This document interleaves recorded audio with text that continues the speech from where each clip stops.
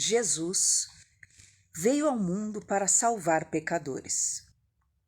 Em sua grande misericórdia, Deus envia seu Filho Jesus Cristo para salvar pecadores, morrendo em lugar deles na cruz e ressuscitando corporalmente.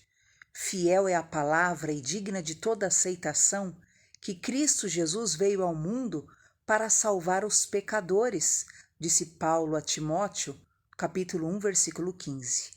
Jesus foi entregue por causa das nossas transgressões e ressuscitou por causa da nossa justificação.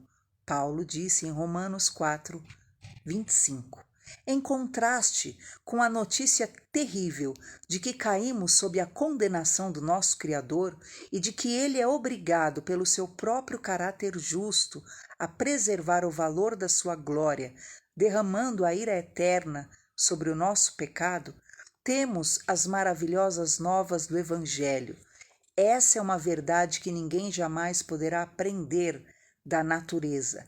Ela tem de ser transmitida aos vizinhos, pregadas nas igrejas e levada por missionários. A boa nova é que o próprio Deus decretou uma maneira de satisfazer as exigências da sua justiça, sem condenar toda a raça humana.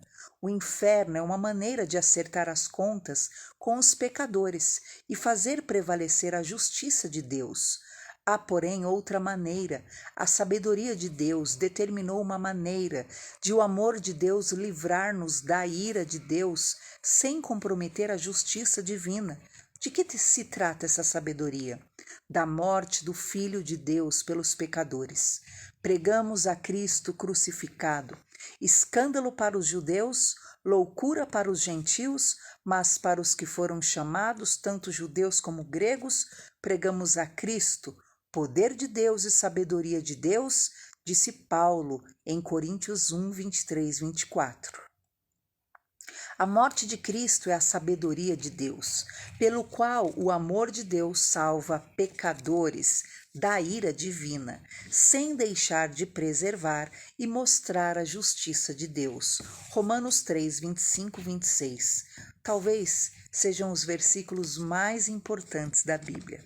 Deus propôs que Cristo, no seu sangue como propiciação, mediante a fé, para manifestar a sua justiça, por ter Deus, na sua tolerância, deixado impunes os pecados anteriormente cometidos, tendo em vista a manifestação da sua justiça no tempo presente, para ele mesmo ser justo e justificador daqueles que têm fé em Jesus. Não ou um ou outro, ambos. Deus é totalmente justo e justifica o ímpio. Ele absolve o culpado, mas não tem culpa ao fazê-lo. Essas são as melhores notícias do mundo. 2 Coríntios 5, 21. Aquele que não conheceu pecado, Cristo, ele, Deus, o fez pecado por nós, para que nele fôssemos feitos justiça de Deus.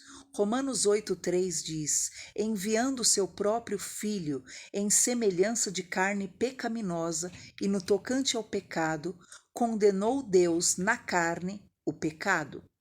1 Pedro 2,24 carregando ele mesmo, Cristo, em seu corpo, sobre o madeiro, os nossos pecados.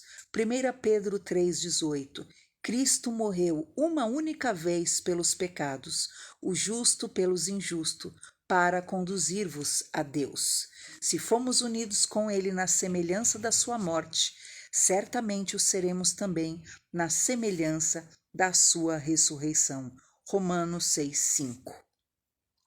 Se a notícia mais aterradora no mundo é que caímos sob a condenação do nosso Criador e que ele é obrigado pelo seu próprio caráter justo a preservar o valor da sua glória, derramando sua ira sobre nosso pecado, então a melhor notícia do mundo é o Evangelho. Deus decretou um meio de salvação, que também preserva o valor da sua glória. Ele entregou seu Filho para morrer por pecadores e vencer a morte deles por sua própria ressurreição.